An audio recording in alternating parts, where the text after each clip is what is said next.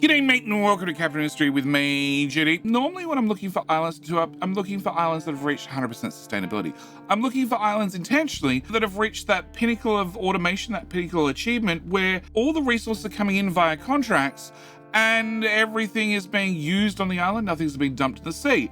But this island definitely doesn't fit that category. This is definitely a work in progress. This is actually by a good friend of mine, Tooth. He's actually been streaming this map for quite some time, which means I've seen the map and the island evolve over time as I've caught his live streams. Of course, if you want to check him out, there will be a link down in the description. But today, what I want to do is I want to have a look through this island, which is definitely, I guess the best point of this island is, well, when performance is not really concerned, because I actually took this map and I took my own Armageddon map and I gave them both to the devs after running my own profilers on them to see what the performance was between the two islands, and he has the same amount of performance here as I do on my Armageddon map. But there's going to be some very big differences if you actually caught my live streams of my particular maps and you have a look at this map. There's some significant changes, well, significant differences between the two of them. But first thing I want to do is I'm going to get in and I want to have a look at the island, but I need to ask that very important question first, and that is, can I borrow a like? I just like to borrow a like. I like to borrow a like in the video. Not happy with the video, didn't enjoy the video, it's entirely up to you. You can have your like back. First place we're going to start off is actually around the back corner of the island, because we can. This is nice and simple. This is just, well, electric boilers into desals, into the data centers to do the cooling, to make sure he has all the teraflops he requires. Nice, simple, nothing too complicated. Over here is definitely unique. There is a river normally passing through here, and Intertooth has decided this limestone here at the back of the map he didn't really need, so he used said limestone to, well, bridge the gap. I actually really wish I'd done something similar. I waited till I had enough rock to make these two join, but yeah, the limestone I never used either. Obviously, we have the tree planting area. Over here, we have gold processing. Gold processing is nothing particularly special. And he is digging up the gold from here, and he's just, well, finally got enough dumped mass to come across here and probably do a straight dig straight into this gold mine.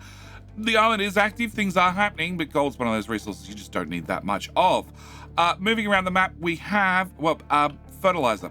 Fertilizer is produced here. This is done with electrolyzers providing hydrogen, which is then converted into fertilizer 1 with, well, the hydrogen plus, well, converted to ammonia with the hydrogen plus the nitrogen provided from the air separators, and then finally in the fertilizer 1 and the fertilizer 2. And as you can see, being that Intertooth is a, well, Factorio player at heart, he has got a tiny little modular build. So we end up with a situation where, you know, this is a module, and this is a module, and this is a module, and so on and so forth. And then, well, he's had to repeat the process to have more nitrogen. So we end up with 1 blueprint, 2 blueprint, and the inputs for this is going to be, well, water, also sulfur, and also limestone for a whole lot of fertilizer 2. Whole lot of fertilizer 2 is for a whole lot of farms, because, well, there's a significant amount of them, and he has chosen to do a few things when it comes to the farms. He is absolutely paying the fertilizer penalty by not doing crop rotation. Also, if we click on this belt, we'll find this belt has nothing but corn on it. He has chosen to have every different food type on their own separate belts, which means he's in a situation where, you know, this is wheat, so it has to go on the wheat belt. That's wheat, has to go on the wheat belt. That's wheat, has to go on the wheat belt. That's corn, has to go on the corn belt. Fruit on the fruit belt. Sugar on the sugar belt, so on and so forth. So he needs to make sure that all the different items are on separate belts, because, well, the system cannot handle mixed resources in. I recently published my food blueprint, where I just have all the food being produced, and it's just all dumped onto, well, as many belts as you want, potentially up to 8, because it has an 8-way balancer to feed into the system, and then once it's fed into the system, it's just processed. And it has a food processing build very similar to this. Probably mine's a little bit larger, but it, like I said, just handles everything. You just throw food at it, and everything pops out as the processed food, and away you go. But the next thing I want to look at is, I want to skip smelting for the moment. I actually want to come down to wastewater. Now, wastewater is something that you need to handle, but with 31,000 people, there's an awful lot of wastewater being produced, 1,700, which means you don't need a water facility, but you need several water facilities. And Intertooth has done a very good job of, well, decorating the island, planting in some trees, making sure that which is odd. There's just a fountain by itself, not attached to a town. Like right outside, well, right behind the Tomb of Captains, which I do appreciate, but yeah, not really normal. Also, we have, of course, trash here. Trash is another standalone system, but I want to cover wastewater because I think wastewater is similar to trash. It's a unique blueprint where he's put things together in a way that is both symmetrical and more worried about the looks rather than the performance, whereas I build a lot of my builds with performance. So if I have odd ratios, I just work out a point where the ratios become equal, even if it means I need to have 15 machines in a row, then I have 15 machines in a row. But Wastewater, he has chosen to go with a symmetry over all else, I think. So we have, like I said, wastewater here. We have two pipes, two 450 pipes for the sewage output and two 450 for the clean water in. We do need 2,000 clean water in, so, 900, 900, 900, yep. And wastewater comes out. So when wastewater comes out, it goes through this balancer here, which literally just turns 90 degrees, heads in this tank. Once it goes in that tank, it passes in two different pipes, past each one of these balancers, which has a priority in to make sure, the wastewater treatment plants get all the wastewater as quickly as possible as passed along the line. So we have wastewater coming out. That's nice and simple. Two of these side by side with their sludge being forwarded back out. Each one of these produces 36 sludge. You process 18 and 18. So these two belong to this one. These two belong to this one. That is a complete module. But a couple of other things that you're going to need to deal with. First off, you need to get chlorine in. This guy produces 96 chlorine. You consume 16 chlorine. You consume 16 chlorine, 16 chlorine, 16 chlorine, 16 chlorine. You might notice if you have 96 chlorine and you divide it by 6 machines, well, that's 16. So this is perfectly ratioed out that this one electrolyzer can produce enough chlorine to run this module. At the same time, these guys are producing both fuel gas and compost. Compost is not a lot, fuel gas is not a lot.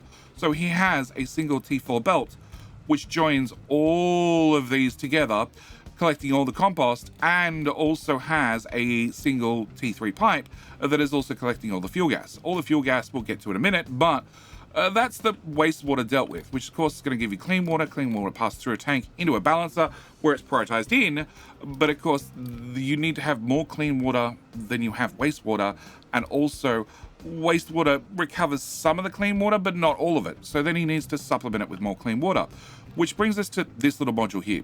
This module, pretty simple. It is two thermal desalinators directly connected into a seawater pump, one each, and then it has a single electric boiler. Single electric boiler does 24 steam, which means it has the exact amount to run both of these guys. Single balancer here, which makes sure that, well, the water that comes out of these guys is sent back to the boiler first. The chlorine is that balancer buried under there. So that balancer buried under there has a main trunk pipe, which is connected to every other balancer in the group that is collecting all the brine together and forcing all the brine, well, down to here to make sure this is full, to make sure that tank's full. And then any excess brine from each of these is being passed out to their own individual liquid dumps. So we end up with a situation where this system here creates water for itself to make sure that we can keep running the boiler.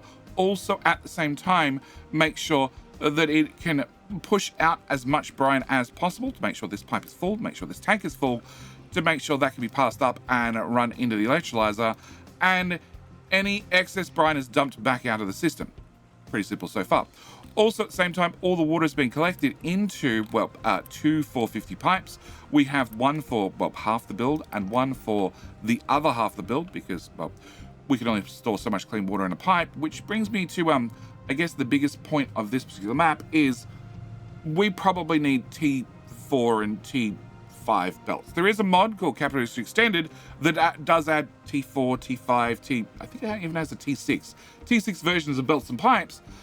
And even though we have trains coming in the future, I'm starting to think that maybe at least we need a T4 pipe, probably a T4 belt as well, because I'm also running the same situation where a T3 belt doesn't move quite as much as I need to anymore. There's going to be a couple more examples of that shortly. But yes, this is a simple little modular system, and the best part is, as he's gathering all the chlorine, all the brine here, That's enough to run the first module. Then it continues on and runs the second module. And there's actually enough left over, he can run the third module all off one single brine input, which means the brine's always going to be full, the chlorine's always going to be full, the compost's always going to go out, the fuel gas is always going to go out, and the fuel gas pops over here. And when it pops over here, it runs into this little system. Now, this little system is limited by the chemical plant making graphite. So the chemical plant making graphite, it can consume 144 carbon dioxide, but you guys are taking in the fuel gas, adding some steam. The steam's coming from right here. We're producing steam with the same fuel gas and some of the excess water that is coming from, well, this system that he's made here to produce clean water for the housing. And that's going to, well, convert the fuel gas to steam, which means we can then run the hydrogen and turn that, run the hydrogen reformer to turn more fuel gas into more hydrogen with some more carbon dioxide. The problem is going to be that this produces 36 carbon dioxide, so does this one, so does this one. So if we have 36 multiplied by 4, that's 144 carbon dioxide, which is the exact amount that this machine needs, or this chemical plant can produce, or process rather. But this also produces another 72. So if we have 144 plus 72, that is 216. That is way too much for this system to work. But this is not running at full speed. This is producing 48 steam. We only need to have 3, 6, 9, 12. So this is actually running at 1/4 speed. So if we go 72 divided by 4, it's actually producing 18, but we still have 144 plus 18, which is 162. Now, 162 into a machine only can consume 144 is definitely a problem. And most people at this stage would put, a smokestack and they just vent off the extra CO2. In his case, he's just gone, no, this is going to be the limiting factor. This is going to be the stopgap. This is going to be the item that is going to force the rest of the system to slow down. So rather than being able to run 100% uptime, they can probably only run, what do I want to do? I want to do 144 over 162. Is that the one? Yes. They can only run at 90% uptime. So there's going to be a little bit of slack from these guys. They can't run all the time because they can't get rid of the carbon dioxide. But this machine can then run at full speed all the time, never going to stop processing. It's always going to make 6 graphite.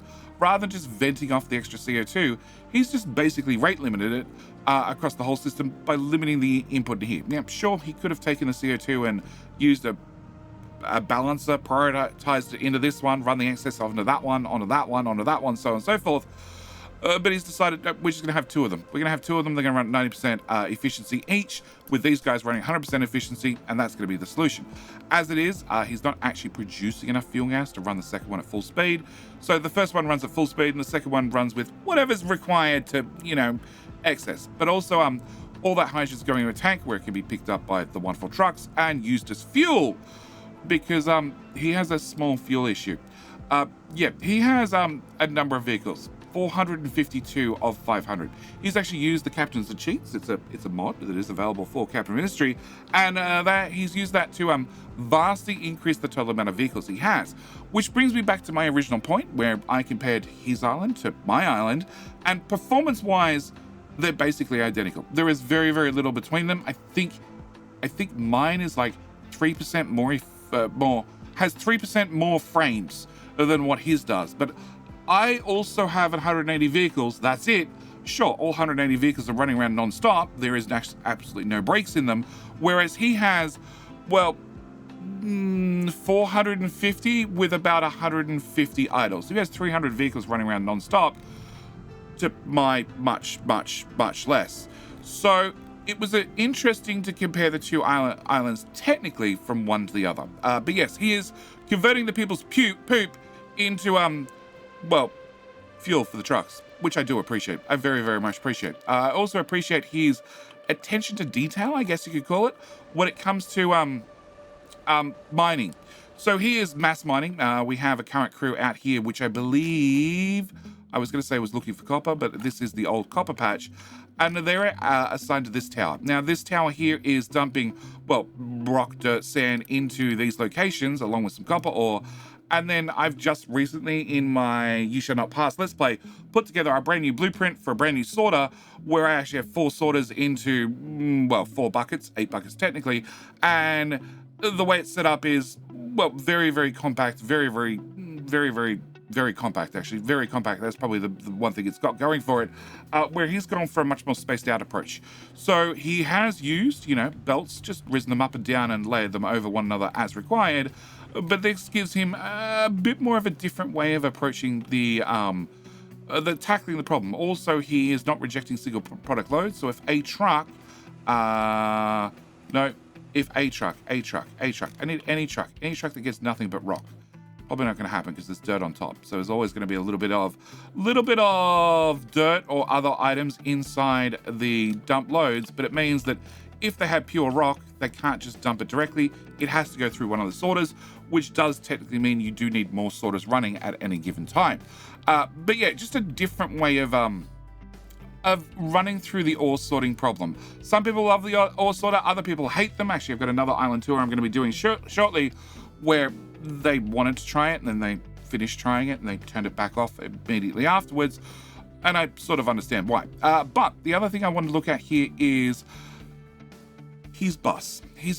Now, being a Factorio player, he is very, very familiar with the bus. It's really a term that has really been coined by Factorio, and he has done another bus. Now, we've seen a number of buses through a number of island tours with the ability of having vertical belts.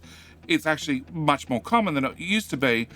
But this brings me to my number one complaint about buses in general in different games, that not every game is designed to have a bus.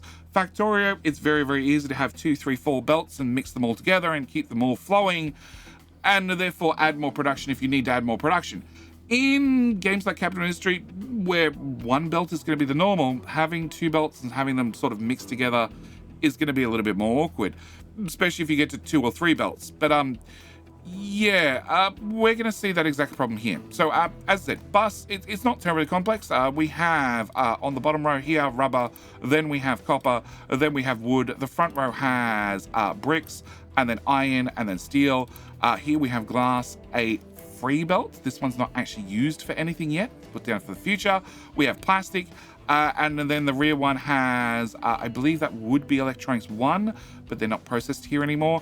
And then electronics 3 and electronics 2. And as for electronics 1, not that one, here, electronics 1. What he's actually done is, rather than running electronics 1 on the bus, electronics 1 only goes to a couple of places. It goes into construction parts, it goes into vehicle parts, it goes into maintenance, of course, and then the main consumers are, well, household appliances, electronics 2. That's really the biggest spot you send it off to. You also technically send it off to science, but it mainly goes to electronics 2 when you get to the mid and late game. So he has this little build here, and this little build here I can definitely see as being incorporated into future-based concepts. Future bus concepts is probably more accurate, where he is making electronics 1 here, which is then passing both left and right, which means you can use tier 1 belts because the connector can have, increased throughput. It's not limited to the belt speed. It can actually have an awful lot more throughput than even a T3 belt, but it's going to output left and right. And therefore, if we have 96 coming in, it's going to have half of that, being 48 and 48. That first 24 of that 48 is disappearing into the very first machine, making electronics 2. The rest is passing around the top and going here. Meanwhile, right behind it, we have PCBs. Of course, you make 48 PCBs, you use 24 and 24, so that's a 1-for-1 straight in. And then the last item that needs to be inputted is, well, silicon. So he has done this very, very tight build, which I really appreciate, because it means that your electronics 2 inputs then become, well, plastic and glass and copper for your PCBs. You also have rubber and copper for electronics, which then both be input right there. And then your output ends up being, well, after you've added silicon to the list as well, you end up with just electronics 2. So electronics 2 you can put on the bus because it's a much lower throughput item. You don't need nearly as many of them as you might with electronics number 1. But electronics number 1, when you have a single machine that can produce 96 of them, you end up with multiple belts of electronics 1 if you want to have multiple belts of electronics 2. And we can see he has a small electronics 2 build here. He also has another one right here, which is, dragged off the bus and then run sideways due to probably lack of space for it to have back on nicely. And then over here is where he's collecting in his electronics 2 and microchips to make electronics 3. And I just thought this is a really, really nice way of doing things, where you end up with a situation where everything can be dragged off the bus, especially now with the conveyor lifts, very, very quickly, very, very easily, and run into the corresponding machines to then have your output joined back onto the bus, very simply. But then he's done the same over here when it comes to, is it you? It is you. Again, he's done the exact same. So he has, rather than bringing in electronics 1 to then make household appliances, he's brought in both the rubber and the copper to then on-site make the electronics 1. He's making 96. That's feeding to this one and this one, being 48 each. So it has just a simple belt. It's hard to see under all the scaffolding. Single belt that's just being split into both machines. And this becomes another self-contained build. Now, you will probably point out that rather than having 96 copper running on a belt, you could have 96 electronics 1. But copper is more useful. Copper can do a couple of things. Well, it mainly goes in electronics, but it also goes in PCBs and a few other things. Electronics, like I said, it only has a couple of things it goes into, and you generally need it in vast quantities. So it's a catch-22, which is more optimal, whether you're going to be running copper and rubber, or would you prefer to run just the electronics 1. But yeah, I thought it was a very, very interesting way of dealing with the problem. The biggest problem it comes to when it comes to buses in, well, in capital industry is the sheer throughput of items. So if we go, well, from here back to maintenance. Maintenance is the other one I want to look at. Maintenance, he's done the exact same thing. And this is something that I really, really appreciate. So we have electronics 1, again, brings in rubber, brings in copper, makes electronics 1. That passes into the front of all the different maintenance depots. And eventually he'd run out of electronics 1. You're 12, so that's 12. 12, 24, 48, that's 96. So that is one machine to run all of those, one machine to run the other half. And then he's bringing in steel. Steel, you produce 48. 48 gets split between two of them into 24 each. Now, mechanical parts of steel is one of those reverse options where you're going to be moving around 24 steel on a belt, but as soon as it's turned into mechanical parts, it turns into 48. Now, currently, every single build I've done, I've actually mass-made mechanical parts on site and then moved the mechanical parts on a belt. The catch is, I then half my throughput. If I had just built the mechanical parts on site, like Intertooth is doing here for maintenance, then potentially I could have less belts moving around mechanical parts, because I definitely end up in a situation where I don't have enough belt capacity, because this is 50, this is 100, that's 200, that's 400 mechanical parts right here for just this little build. This is before we got to maintenance 2 or maintenance 3.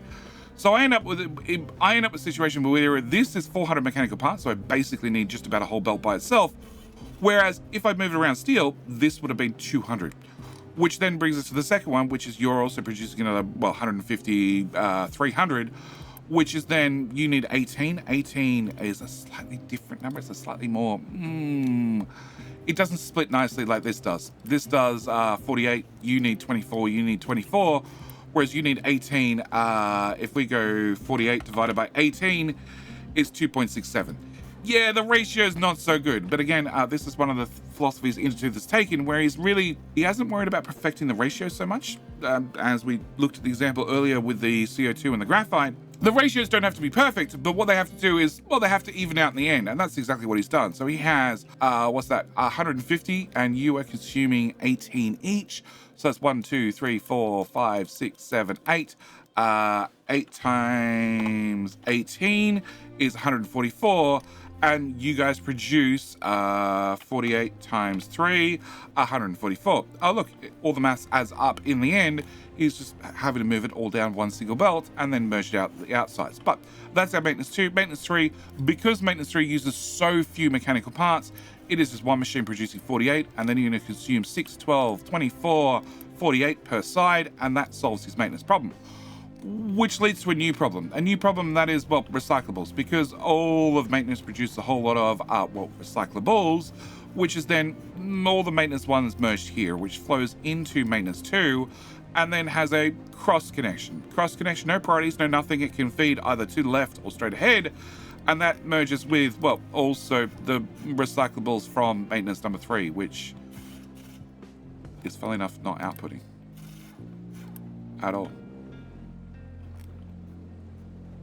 Oh, there we go. There we go. Just slow. All right. All the recyclables will come over here.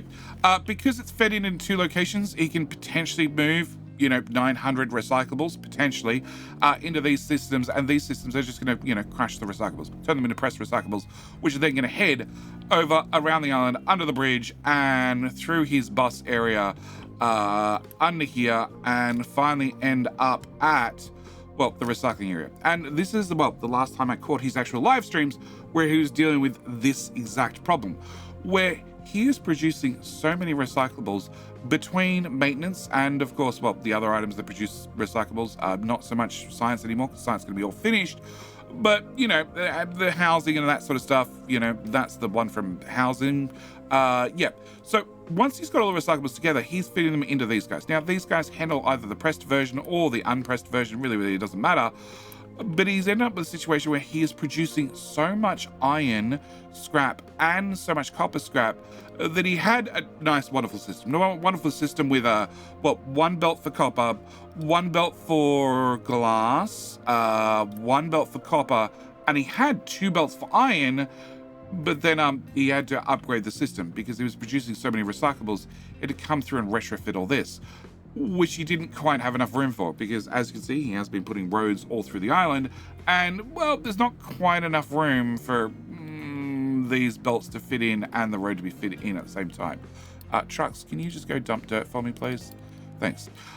So this one, he had to, rearrange things to get a little bit more space in, but he's had to, and again, this is one of those, maybe we're at the point where we need a little bit faster than 450 items on a belt. Maybe we need a T4 belt. It's getting there, especially when you have islands like this, where he has, well, first off, he's splitting it in. So he's doing a merger, priority out. These two both come in nice and normally, but then he's had to add an extra belt to have more throughput. So rather than having one belt directly feeding through, he's now got 2 belts feeding into the next balancer, so he can have that increased throughput. And then at this stage, well, has the 2 belts heading over here, which leads to this less neat. It's less neat. It was much neater previously, but there's now extra belts of both iron and copper scrap that he was not expecting to run, which he then had to run through here, which then brings you to a large bridge. A large bridge which has, for the record, 1 slot. I can't put a pipe there. I can put a pipe here. 2 slots free. There's only 2 slots free underneath that bridge. And then he has another small bridge here because he ran out of slots, which has 3 slots free. Yeah, I'm really hoping the next update for Captain Industry also includes bigger bridges, preferably modular stage, so I can have the first section of this bridge, and then I can have an intermediate stage being, the center section of this, where I can put 3 of these beside one another to then have another ramp down. Yeah, I'm really hoping that we get modular bridges in the future so I can build a bridge that I can run 40 pipes under, because I need to run 40 pipes under. Well, 40 belts. If it was 40 pipes, I probably would have just buried them at this point. But belts, I can't bury, unless the devs want to add that as a feature. I fully support that. But this has led to, a small problem with trying to get all the resources in here and then into the smelting area. The smelting area I was going to cover because it is very, very modular, but it's sort of a little bit less neat than what it was previously because he had to bring in the extra belts, which means, as you can see here, there's iron scrap passing around the outside on the right, and also the same happens with copper. But I will go to this module. This module's a little bit cleaner, a little bit more organized because it's further down, so we didn't have to modify things. And let's do this. So again, we have filter medium. Filter medium is only used in 2 things. Is used in the great poop processors, and it's also used in wastewater treatment plants for the toxic slurry for gold and also for uranium. So here's mass producing filter medium on site. It's one of the things that I've definitely started doing. Well, mass producing filter medium and then just trucking it to the locations or belting it, whichever you prefer. As he has 500 trucks, he's decided to go with the truck method. I normally end up belting it sooner or later. But yeah, it just brings in all the rock, turns it all to gravel right here with the big crushers, and then converts the separately converts rock into gravel, and then converts the gravel into the manufactured sand to then bring in the coal and make a whole lot of filter medium, like an awful lot of filter medium to run out to the box, which will then get trucked onto site. As for something like steel we have here, we have this little module. Now this little module has a couple of things. One has a main water pipe. So main water pipe is one of the 2 water pipes down the middle of the output section, I guess you could call it, of the bus, where this is all the output down the middle, but we are bringing water in here onto both sides, which is then sending water around the back. Around the back, we have exhaust scrubbing right here, which is also producing graphite on site, and takes the water. Takes the steam output from both of the exhaust scrubbers, converts that back into water, and runs that, well, back into the system along with the extra water from this cooling tower, which is handling all the steam output from all the arc furnaces. So that's all merged together and brought back into, well, this one splitter here, so we can then continue this on for the next lot of arc furnaces, or in this case, because we're doing steel processing, well, you need to have water cooling for the cool casters, so that's being done right here. And then he has the water pipe that passes through to the back. So he's done all the water down the middle very neatly. I do appreciate it.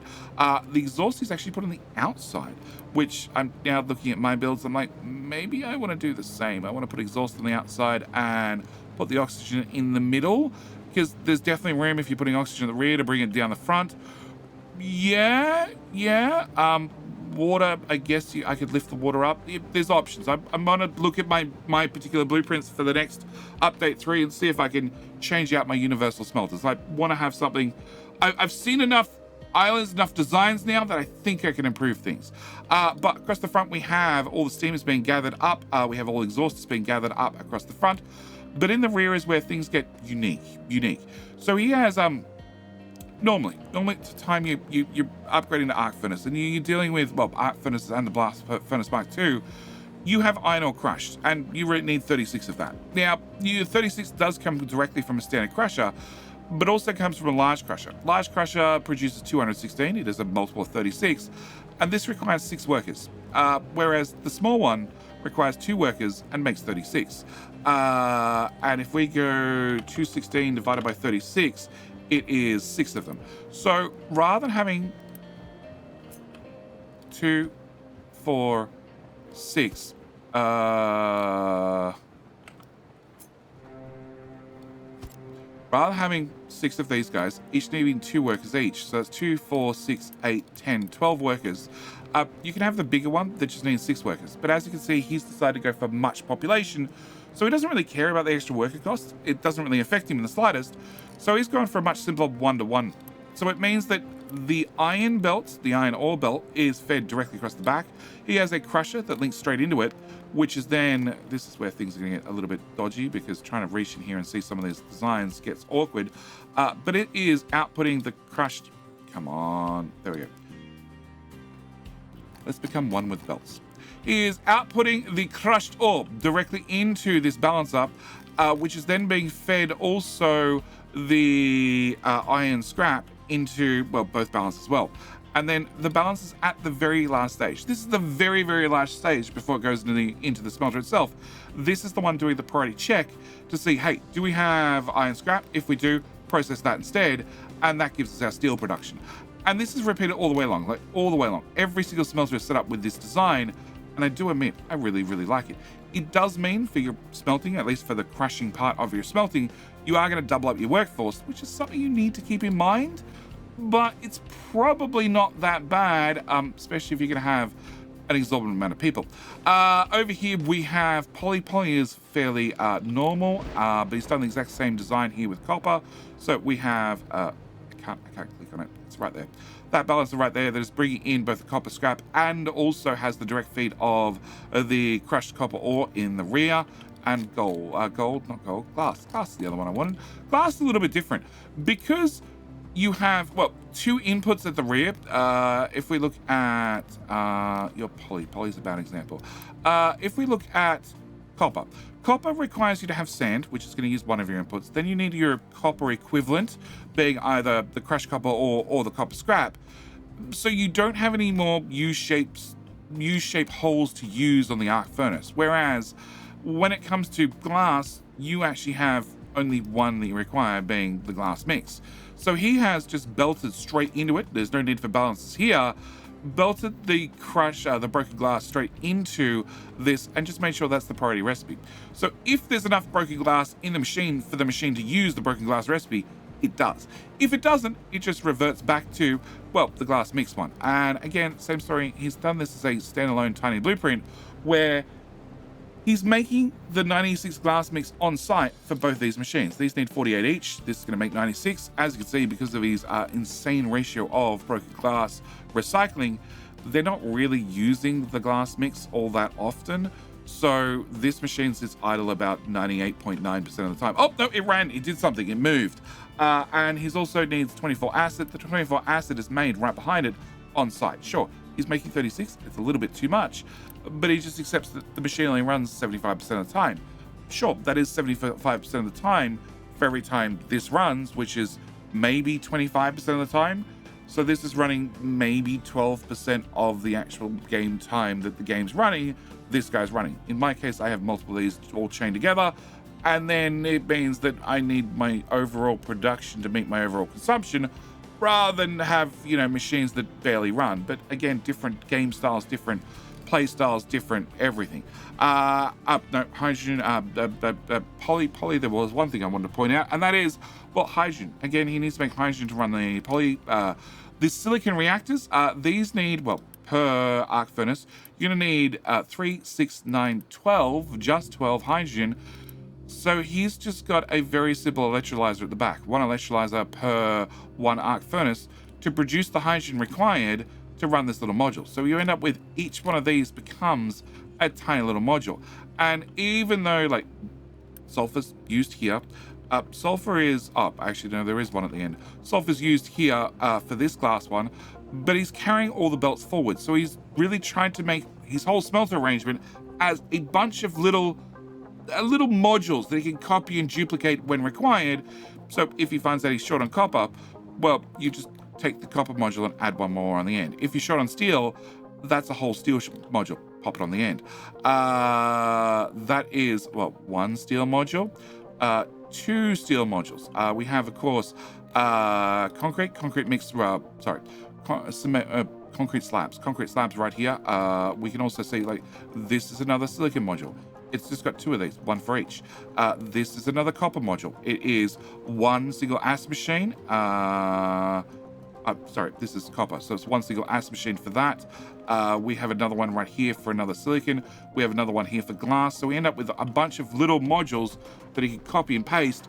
And as long as these main feed-in belts exist and they plug into that system, away he goes. One thing I did want to point out and look at was copper. Copper is one of those items that you need an awful lot of it. Awful lot of it, mainly for, well, electronics. As we covered, copper doesn't have many things it goes into. It's mainly, well, electronics one. It also technically goes into PCBs. It also technically goes into microchips, but most of it goes in electronics one. And we may notice that there is, well, 2 450 belts here for copper. They both pop out and they, well, attempt to go through and into his bus. But he has 2 belts coming in, which were the original 2. And then since then, he's had to add a, well, 3rd around the outside and then get them under here, add into this system. And again, this brings me back to my, my earlier comment about maybe it's time that we get a T4 belt. Yeah, that's copper. You know, another one that you eventually see a lot of is steel. Again, there are 2 belts coming here. Sure, they're not running at full speed, but they're definitely not running at full 450 capacity. But then again, we're sort of at the stage where a lot of the island is not working as hard as it could be. If he was mass producing construction parts or something, you'd definitely see both the steel and the copper belts moving a lot faster than what they are currently. But this has been a very interesting tour. It's been an interesting way for me to look at, well, what another content creator who's got probably about as many hours in Capital Industry as I do, how they've dealt with, well, the Armageddon map. The Armageddon map is a new map to both of us. They're both it came out with update number 2. So I got a chance to compare how I played this particular map and how I solved these particular problems compared to, like I said, another content creator who's got about as many hours in this game as I do, how they also tackled the same problems. You know, they did some interesting things that I didn't do. I was not worried about getting into, well, the inside of the crater. I actually turned this into the docks because I could. I just cut through here and turned all this area into a giant dockland. which means I had all the ships importing stuff in the middle. Also hit a small issue with too much copper, and I dealt with having too much copper and too much, well, depleted uranium as well, by turning it into a giant pyramid. So I'd dig out the copper for argument's sake, and then I'd build a storage here where I'd removed all the rock and all the dirt, and I knew I had pure copper or pure coal or whatever it happened to be. He went with the attitude of, well, I've got too much, I'll just get rid of it for now. And then I'll worry about picking it up if I need it in the future by getting down to the inside of the crater and then digging it back out. In saying that, if we bring up our legend, well, let's zoom out even further. We have a significant amount of copper over here in case he ever runs out. Plus, there is also a tiny copper deposit over the back corner of the island. This is one of the starter patches for, well, this particular spawn location.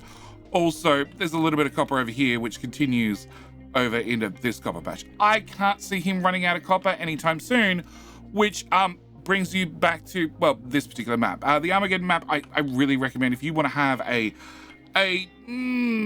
sandbox experience, a map that you can play for a very, very long time.